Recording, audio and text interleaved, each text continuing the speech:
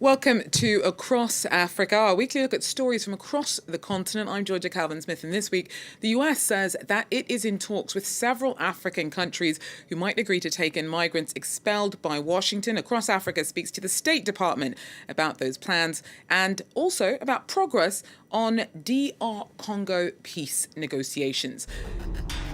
Now, decades of conflict in eastern DRC escalated and displaced millions when Rwanda-backed M23 rebels took over key cities this year. Bukavu fell in February. Artists living there are pushing back in their own way. And perfect pitch for Kenyan footballers. The country's athletes are amongst the best in the world, but in a nation passionate for football, many visually impaired people can struggle to participate. The special piece of kit is already starting to change that. Now, the US is in talks with several African nations about sending over plane loads of migrants to the continent. Now, one of the third countries involved in these early stage negotiations is Rwanda. Our Fraser Jackson spoke to Mignon Houston, the deputy spokesperson for the US State Department, to ask why Kigali was approached, despite concerns about its human rights record. State Department's own website, if you let me quote something to you, Sure. State Department's own website says that Rwanda has seen, quote, significant human rights issues, including credible reports of arbitrary or unlawful killings, including extrajudicial killings, harsh and life-threatening prison conditions, arbitrary arrest or detention, torture, physical abuses, and serious government restrictions on or harassment of domestic and international human rights organizations. Why is the US government comfortable sending people to a country that it describes this way? Well, let's think about it this way. As it relates to the comments by the Rwandan government, I refer to the Rwandan government on those comments specifically. What I can say is that we are not going to back down as it relates to securing our borders. We're not going to back down as it relates to protecting U.S. citizens and our security. We are focused on this. We're focused on working diplomatically with countries who want to help us in this effort. I'm not going to list any countries in particular. We know the relationship we have with President Bukele of El Salvador. We have seen this relationship as it relates to our immigration policies here. We've seen the relationship we have with Mexico and the President Sheinbaum. She's sent over 10,000 troops to the border to help protect the border and decrease the crisis that we're seeing when it comes to illegal immigration. This is all a priority for this administration. We're focused on it at the highest level, and we'll continue to be focused on it.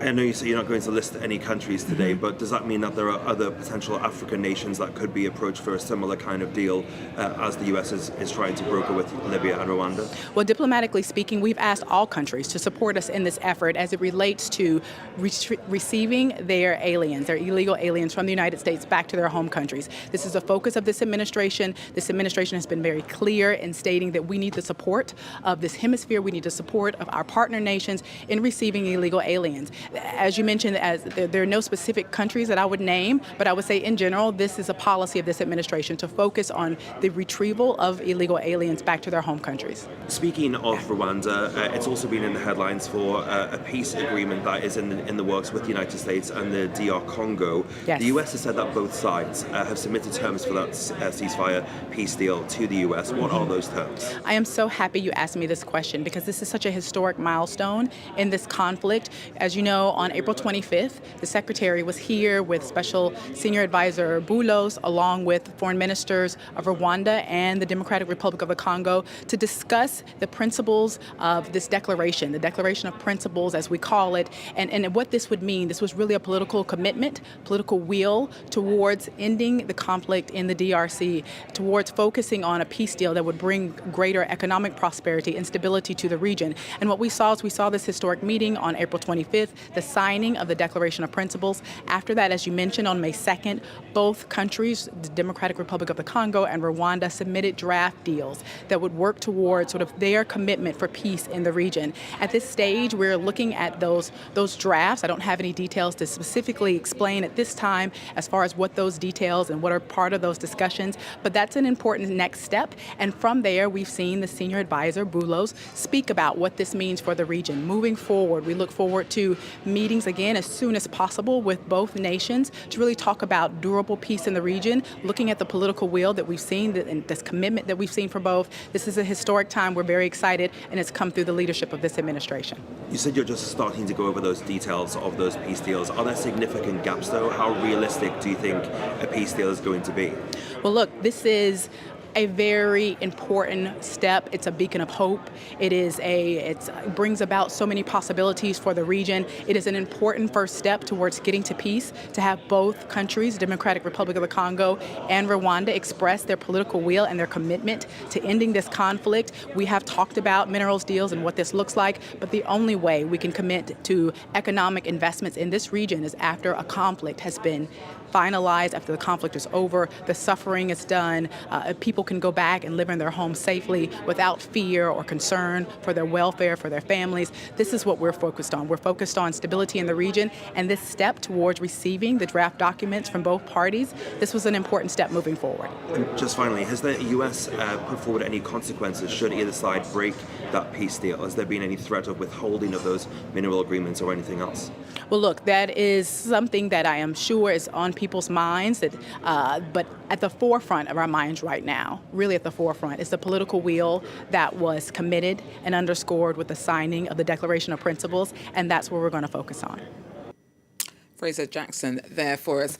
Now, as mentioned, decades of conflict in eastern DR Congo escalated and displaced millions when Rwanda-backed M23 rebels took over key cities this year.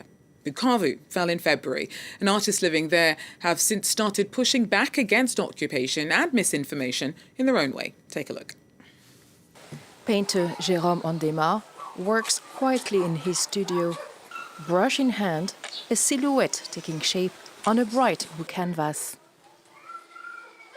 The silhouette represents a man wearing a hat. This man believes that approaching the lake is a way to isolate himself from his community, especially from people who spread false rumors, misinformation, and unverified reports. For Ondema, disinformation isn't abstract, it's personal and dangerous. If I turn my back on you once, and you come again the next day and I do the same, and then again the day after, eventually you'll stop coming with false information. Across the city, another artist brings the human cost of war into focus, especially its toll on children. This painting illustrates the problems caused by war. A child whose father has been killed, whose mother has also been killed, and now only the children remain. The difficulty is that these children are left wondering, who will take care of us? With more than 1 million people displaced and ceasefire hanging by a thread, the people of Bukavu continue to live in uncertainty. And with misinformation, trust is eroding fast. Now, Kenya is a nation passionate about football, but many blind and visually impaired people often struggle to participate. However, a special piece of kit has been made available that's starting to change that. Maria Shafawi tells us more. Football in Kenya just got louder.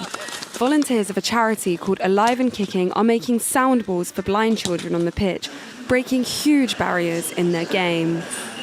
It's a completely normal football, the same ball that we make for everybody else, but this one has a set of 6 devices inside, which are made of flat metal, and inside the flat metal we have a little magic piece of metal. Previously, blind players had to be tethered to a guide, and this dependence can sometimes affect performance. But with sound balls, athletes can go all out, focusing only on honing their own individual skills. The project's even opening doors for future Paralympians.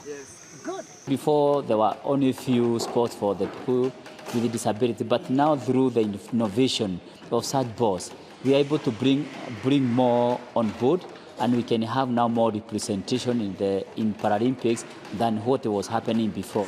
The balls are made in Nairobi using only Kenyan materials and are already being used by schools for the blind in the city. It reminds me about my past and makes me feel as if I'm included. I'm still included in the normal world, even though I have no ability to see, even though I read Braille. So I feel included. I enjoy playing football. With these buzzing balls, inclusion is no longer on the sidelines, but at the centre of the game.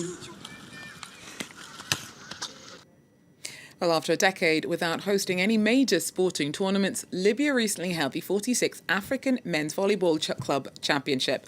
23 teams from 9 African nations took part, but for Libya, the event was about more than just the competition itself. Take a look. Libya's courts are heating up as the African Volleyball Championships slam into action in the recently renovated Misrata International Sports Hall. After the previous success of volleyball in Libya at the national team's level, today we're seeing great progress at the club level.